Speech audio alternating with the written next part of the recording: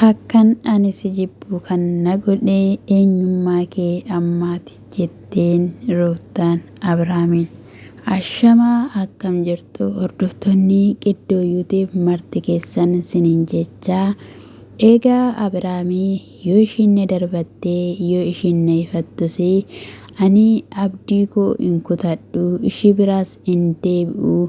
Akka ishiin garaa naa laaftuuf immoo kennaa garaa qabadheenan gara ishii dhaqaa. Kunis immoo suuraa mucaa kiyyaatidha yeroo inni dhalate yoo jedhu dubbatee. Tole gaa jennee nutis jechuudha. Akka innaa kaanii balbala gaa'ii banachuu hin dandeenye balbala rukutee jalaa gaafa banamu Ruutaan barbaadaa Ruutaan waamaa jedhee jechuudha. Maala barbaacha dhufte maaliifis dhufte naani isa hundumaa dhiisiitii dursaa nagaatu dursa jedheen jechuudha. Ishiinis immoo egaa baay'ee tokko haartee fuula ishiis egaa dunuuf kattee dhuftee jirti. Sababni isaas immoo egaa wanta ta'aa jiru hundumti keenya iyyuu argaa jirra jechuudha. Akkasumallee Ruutaan abbaa manaa ishiidhaa fi kabaja hin qabdu kan jedhamus dubbatamaa jira. Abbaan manaa ofii kan kabajanii yoo inni nama kabajedha jechuudha. Maaliif jennaan ishiinis kabaja qabdi.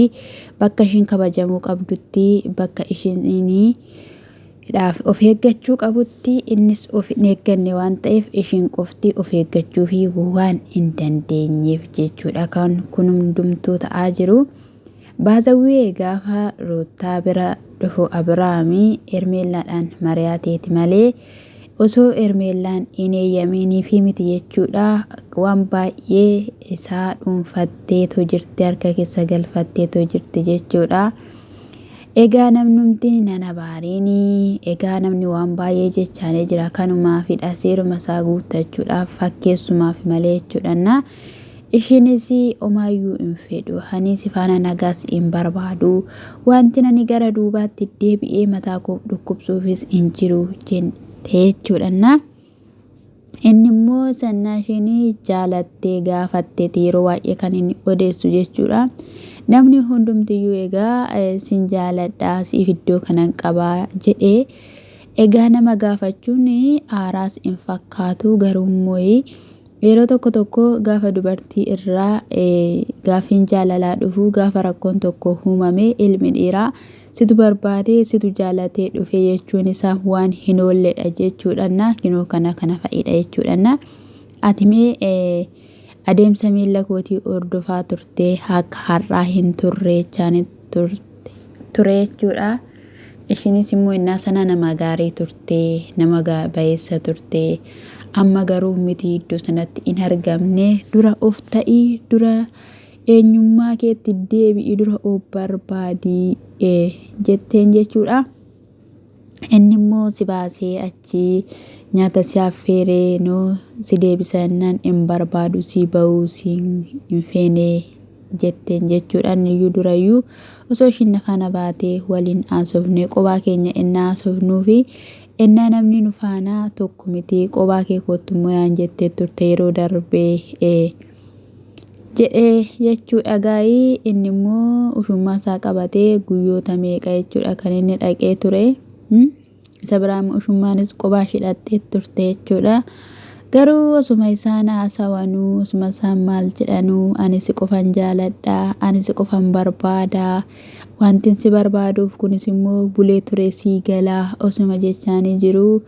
Egaa dhufte jechuudha eessumni Ruutaa jechuudha. Gaa'ii yeroo kanatti ganni kinoo haala kanadhaan kan ishiin oliin seentu naan jechaa jirtu na wanta ati gochaa jirtu gaariidha.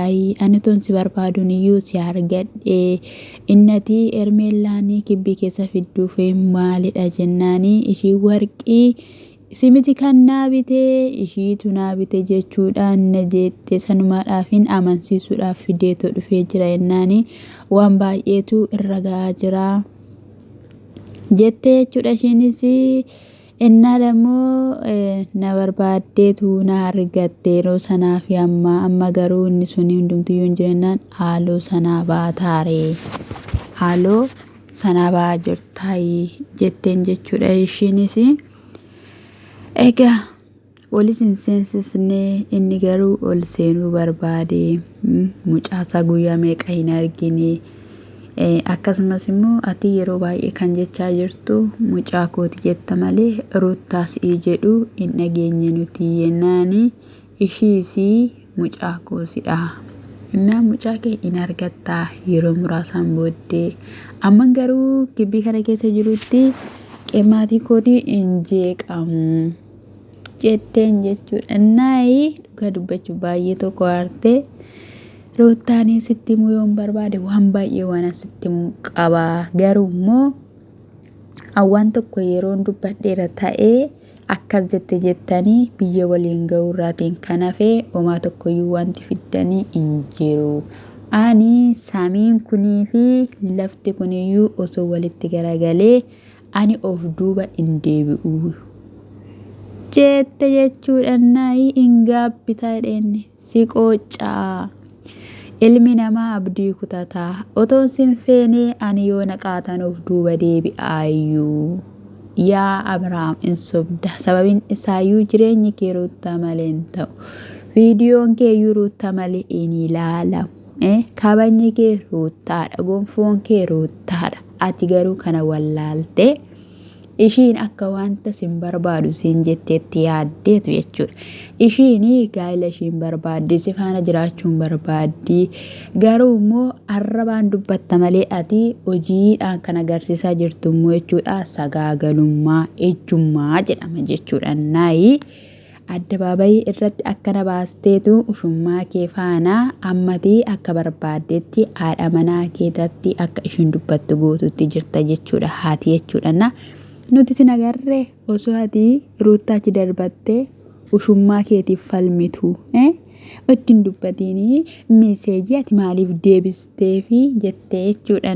Argineerra manarraan dubbanne baay'isawwee jechuudha. Waafii waan hin qabneef viidiyoo jedheera garuu naa deemuu dide jechuudha. Oromoo koo kan mallee ilaalaate jechuudha.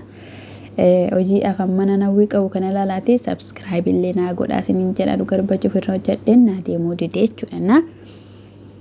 Ammallee jechuudha gara Ruuttaatti naannessiin akka Ruuttaan arrabsamtuuf jechuudha.